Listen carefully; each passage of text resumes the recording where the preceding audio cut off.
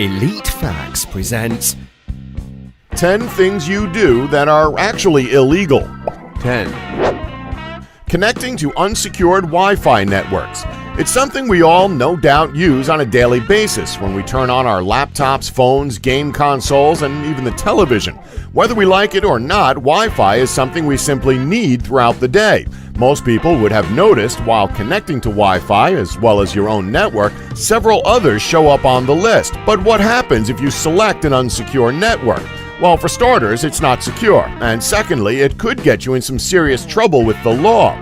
Throughout the United States, there are various federal and state laws in place saying that it's illegal for people to connect to another Wi-Fi network unless they have the correct authorization. Although we've probably all done it before, as using someone else's Wi-Fi is very common, the law is barely enforced, maybe due to it not being a top priority or possibly because it's hard to detect illegal use. Despite the lack of enforcement towards the law, people have still been arrested for it. A man from Florida was arrested and charged with unauthorized access to a computer network, which is a third-degree felony. In Florida, a third-degree felony is punishable by up to 5 years in prison, 5 years probation, and a $5,000 fine. So maybe stick with your own Wi-Fi from now on, as this is one piggyback ride not worth taking. 9. Sampling food at the supermarket. Have you ever gone grocery shopping and upon seeing, a nice bunch of grapes just sitting there, decided to pluck a couple from the bag? Come on, don't be shy. We've all done it before, right? Well, if you were or still are one of those people, you could be in trouble for theft. Of course, there will be times when customers are caught doing this, but simply play it off as testing the grapes before buying them. Understandably, this isn't too bad of an argument for fruit, but think about it. You wouldn't do this with a carton of milk or some bread from the bakery, and especially not with any meat. Imagine as you're wandering around the store, you witness a customer open up a packet of meat, sampling a slice to see if they like it or not, and placing it back on the shelf for someone else to take. Not only would it be disgusting, it would be a germaphobe's worst nightmare. According to the National Association for Shoplifting Prevention, this kind of behavior is classed as stealing. So use that as food for thought next time you're out shopping, and leave the poor food alone. 8. Writing disturbing material. Between the ages of 16 to 24, you probably went through a phase of wanting to write or create strange or dark stories, and maybe still do. So how's that zombie novel going?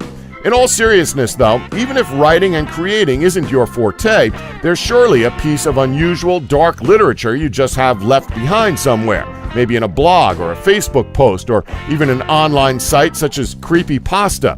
We bet it was some weird ghost experience you had or some moody lyrics you wrote back in your emo phase. Well, if this sounds like something you may have done, you might want to hunt out the copies of this stuff and hope that no one finds what you've written disturbing, because that previously mentioned emo phase might be breaking the law. Throughout several states, there are laws that actually make it illegal to write things that could freak other people out. But what if it's private writing? Well, that doesn't matter either. If someone reads something you wrote and subsequently finds it soul poisoning, you could face up to 30 days in jail and a hefty $1,500 fine. In one case, a man from Kentucky had written about a fictional military attack, which resulted in a second-degree felony charge and classed as making terrorist threats. And be careful if you're in Oklahoma, because if you create a completely made-up story wherein a person gets injured or killed, you can get arrested for planning to cause serious bodily harm, where the maximum penalty could be 10 years in prison. 7. Betting with friends. Again, this is something most of us have done.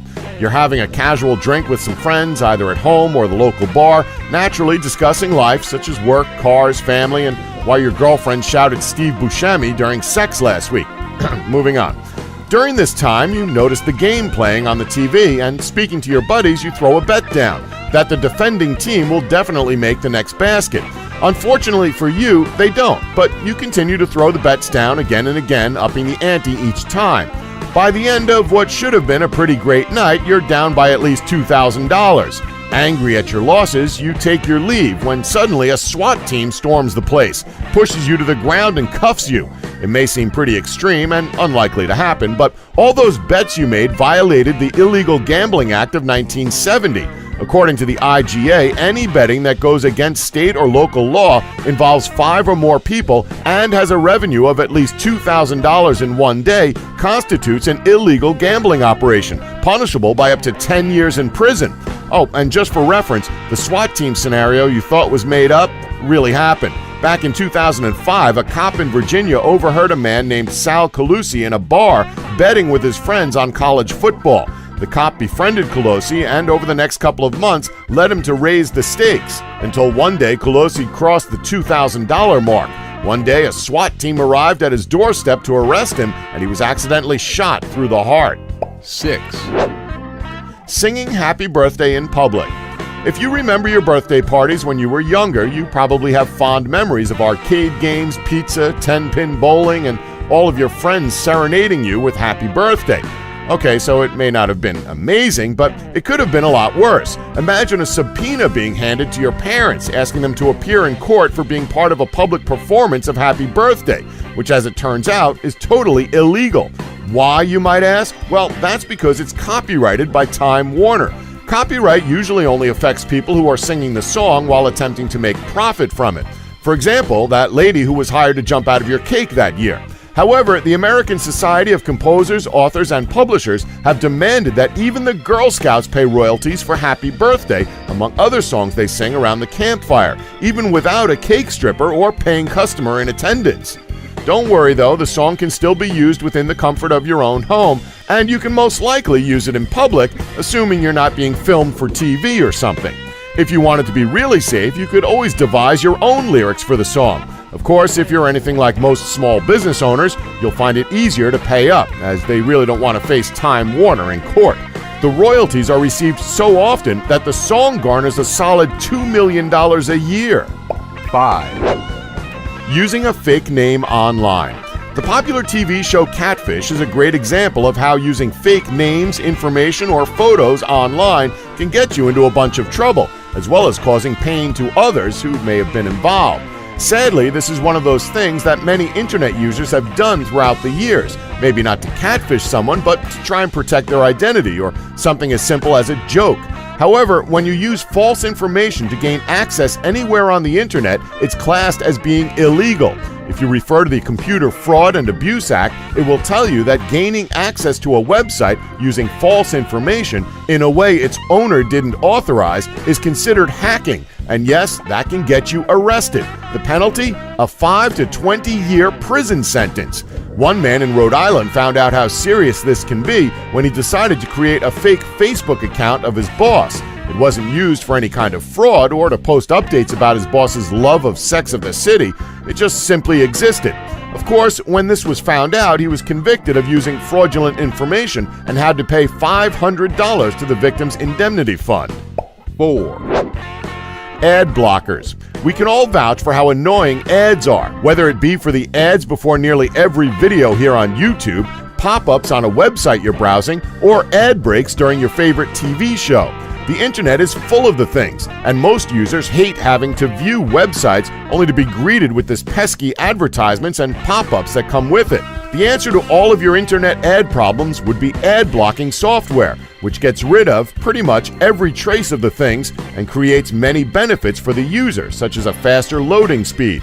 As great as ad blockers are, they're still illegal. It's near impossible to enforce a law like this due to the vast amount of people around the globe who use such software, but for some websites, this is a major downfall as they rely on the advertisements for profit, and the ad blockers make it so users can view a website for free. As a result of ad blocking software, advertisers can lose billions of dollars in revenue. 3. Creating memes and saving images. Okay, calm down, we're not telling you to stop creating them. We're simply advising that it could possibly be an illegal action when doing so, but only when using copyrighted images. So next time you're creating a fun meme to share with your friends, remember, unless the picture or video is in the public domain, it's illegal to use without permission from the owner. The term fair use may be something you have heard in passing or seen online, and is definitely a good one to keep in mind. According to the Supreme Court, fair use enables copyrighted imagery to be used without the permission of its original owner, but as long as its purpose is that of either commentary, teaching, criticism, or reporting.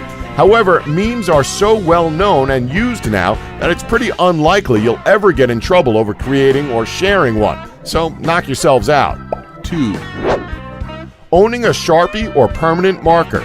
This may seem like something we've just made up, as Sharpies and permanent markers are just standard things we keep around the house, right? Unfortunately, it is true. Thanks to anti-graffiti laws, if you actually leave the house while in possession of a marker, it can be seen as illegal. Much like spray paint, which can also be illegal to possess if you're out in public, permanent markers can also be used for vandalism.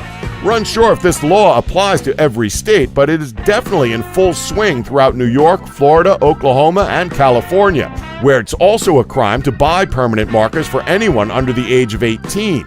Although the law is strangely understandable, since the removal of graffiti costs millions of dollars each year in California alone.